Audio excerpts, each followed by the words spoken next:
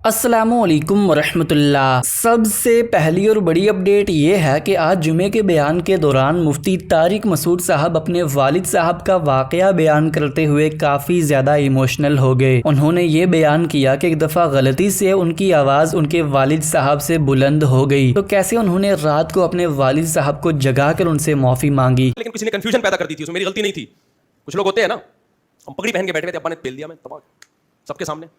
थोड़ी सी मेरी आवाज़ ऊंची हुई है, हल्की सी, मुझे इतनी निदामत हुई है, मैंने रात को अपने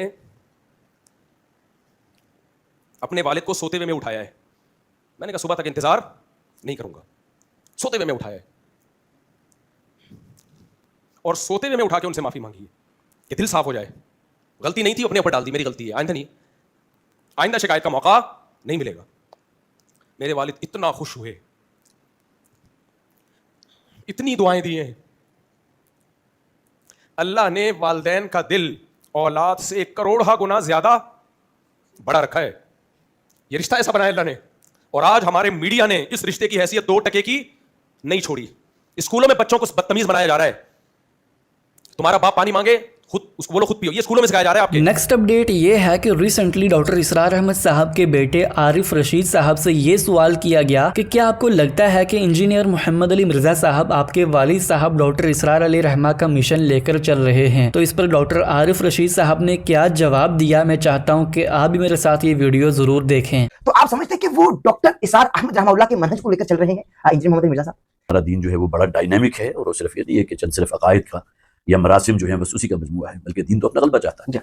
तो वो जो डायमेंशन है वालिद मोहतरम की डॉक्टर इसरार अहमद साहब की, जाहिर है कि वो फिर वो इंजीनियर साहब जिनकी आप बात कर रहे हैं वो अपनी जगह काम कर रहे हैं। ठीक है, लोगों की बहुत तर्जुमे इस्लाह भी हुई है, खासतौर पर बिदआत हैं, रसूमात हैं, उनमें उनका बड़ा पॉजिटिव काम है। लेकिन वो जो डॉक्टर साहब का जो इकामत दीन वाला और वो एक डिसिप्लिन जमात हो कि जो फिर निकले, जैसे नहीं अनिल मुनकर कहते हैं, उसके खिलाफ निकले, वो शायद वहाँ नहीं। इसी के साथ मैं आपको ये भी बताना चाहूँगा कि मुफ्ती फजल हमदर्द साहब ने जो जावेद अहमद गामदी साहब को हदीस सकलैन पर जवाब देने की कोशिश की, तो वहाँ पर उन्होंने अहले तशय्युअ का वही इस्तदलाल बयान किया जो अक्सर अहले तशय्युअ पेश करते हैं। मुफ्ती साहब ने ये बयान किया कि सूरह अहज़ाब की आयत नंबर 28 से जब अल्लाह पाक ने नबी अलैहिस्सलाम की अज़वाज मुतहरात के हवाले से गुफ्तगू शुरू की, तो वहाँ पर अल्लाह पाक ने मोनस के सिगे इस्तेमाल किए हैं। लेकिन जब बात आयत ततहीर यानी कि सूरह अहज़ाब की आयत नंबर 33 तक पहुंची, तो वहां पर अल्लाह पाक ने मुज़क्कर का सीगा इस्तेमाल किया है, जिससे ये साबित होता है कि यहाँ पर हजरत अली हसन हुसैन की बात हो रही है। इसी वजह से मुफ्ती साहब ने ये एतराज किया कि अगर हुजूर की बीवियां ही अहले बैत हैं तो यहाँ पर मोनस का सीगा इस्तेमाल होना चाहिए था। जब कुरान मजीद के अंदर आयत नंबर 28 सूरह अहज़ाब के अंदर सिर्फ औरतों से बात हो रही थी, जमा मुअन्नस मुखातब के सीगे जिक्र किए गए, लेकिन जब बात वहां पर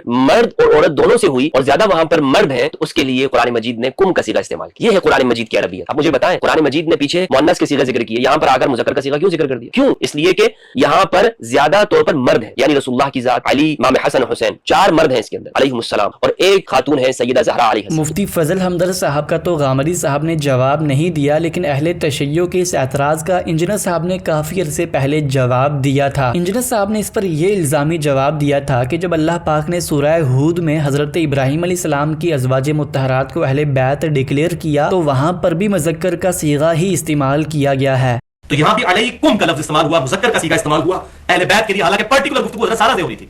तो ये प्रोटोकॉल के लिए होता है कि मुज़क्कर का सीगा इस्तेमाल किया जाता है। अपडेट ये है कि कल रात को इंजीनियर मोहम्मद अली मिर्जा साहब ने रज़ीउल्लाह नोमानी साहब जो कि कादियानी हैं, उनको लुग़वी एतबार से तकफीर करने पर जवाब दिया है।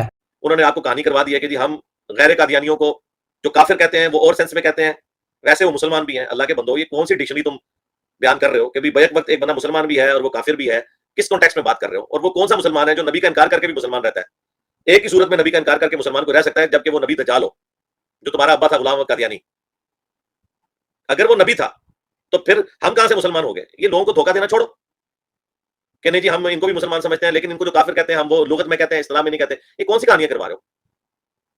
सिर्फ ये कि इस तरह की बात बिकती नहीं पब्लिक में, इसलिए फिर इस किस्म की बात कर रहे हो। तो जिस तरह मैं बोल रहा हूं ना, इस तरह अपने बड़े मुरब्बी से, अपने बड़े खलीफा से स्टेटमेंट दिलवाओ कि जो गुलाम अहमद कादियानी को दज्जाल माने, इसके बावजूद वो मुसलमान है और वो क़यामत वाले दिन जन्नत में चला जाएगा, फिर मैं मानूंगा कि ये मुझे मुसलमान मानते हैं।